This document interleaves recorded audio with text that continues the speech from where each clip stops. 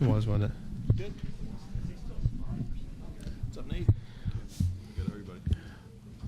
Okay, Matt Kenseth joins us. He drives the number 20 Home Depot Husky Toyota for Joe Gibbs Racing. And Matt, last time you were here at Bristol, at least as far as I know, you won the race here, the night race in August, and maybe you've come back since then.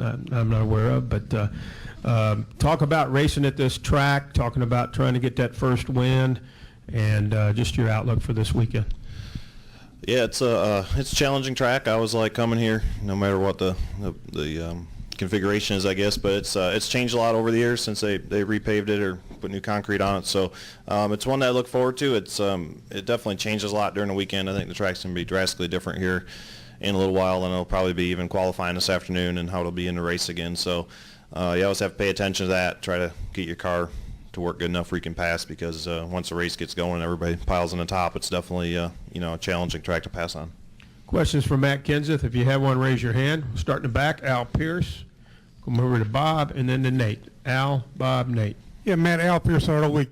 Junior was just saying a minute ago that with the new win and get in system, drivers should not be surprised if they get turned around while leading by a guy who wants to win. Is that the way it is all year, or the closer you get to Richmond, does that possibility become even greater? I don't know. I mean, everybody's going to look at that different and have different ideas or theories about that. I'm not sure how much it changes. Maybe it changes a lot. Maybe it doesn't. I've if somebody's on your bumper at most of these racetracks, especially these little tracks like Martinsville here, places like that where you can get moved out of the way and you're holding the guy up in second and you're leading, you're always expecting some type of a aggressive move. I'm not sure how much that'll change. These are all big races to win, and everybody's out there racing hard to win. But you never know. You never know what the new system and rules and format and all that stuff is going to bring. I think we just kind of wait and see. All right, we'll go to Bob right here. We'll go to Nate, and then to Chris. Bob Parker, Sporting News. Have you all been able to kind of pinpoint what your struggles were last week? How much does it involve the new aero package, and can you fix it by next week? Well, yeah, I mean, qualifying was a lot different than practice. I thought we practiced fairly reasonable. I thought we were off a little bit, at Vegas, but practiced reasonable. Qualifying was obviously really bad. I'm not really sure why. Bless you. The race, we were kind of up and down. We were just kind of stuck around 10th somewhere and could never really get there. I felt like if we could have made on fuel and we would have, put it out front or did the strategy 88, 99, a couple of them guys did, maybe we could have finished 5th or so. But certainly that wasn't as good as what we were last year. So I think just trying to, feel around the no ride height thing more than anything. The aero package is different and it's tighter and it's all that stuff, but it's the same for everybody.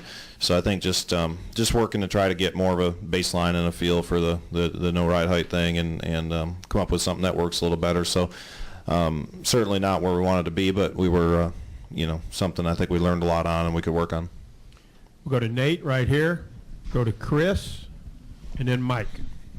Nate Ryan, USA Today Sports. Matt, you were talking about how it's more difficult to pass now with that high line. It used to be when everybody ran the bottom, the bump and run was sort of like the accepted way of doing business to rough a guy up and move him out of the way.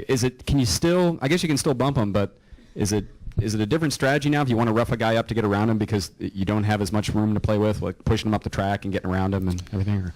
Well, I mean, I don't know if it's harder to pass than when everybody was on the bottom. It's way easier to get side by side and get there. It's just hard to finish the pass, kind of, like when it was on the bottom, if you could get under somebody or you got him off the bottom and moved him a little bit, once you were under him, it was over. There's no way they could challenge an outside. So there is kind of more grooves and you can kind of get side by side. It's just almost impossible to finish that pass because all the momentum, off the top. So I don't know. I think a lot of it has changed since, two versions of the car ago. When the bumpers started lining up, it started being different, than what it used to be. Even the last race here before they reconfigured it, it was pretty tough to pass or move someone and do that. So I think the strategy changes a little bit. I think you just want to be in front of them and be faster, and try to get away. But it's probably a little bit harder to move somebody out of the way when they're on the top. I think if you can get off a corner better than somebody and you can get a run underneath them enough, I think the pass you probably try to see for the win here is more of a try to get somewhat alongside them off a corner and get into the corner on the bottom and try to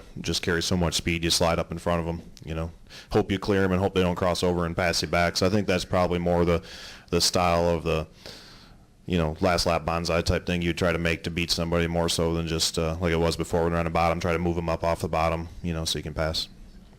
Right here to Chris, then to Mike Massaro, and we'll end with David Carabello. Chris Knight, GetFence.com. Matt, this is the first weekend since 2009 that you're running double duty, running both the Nationwide and the Cup race. Will that help at all tomorrow? I don't know yet. I mean, I feel like, with all different tire on both sides compared to what we ran here the last few times, we haven't been on the track since last fall.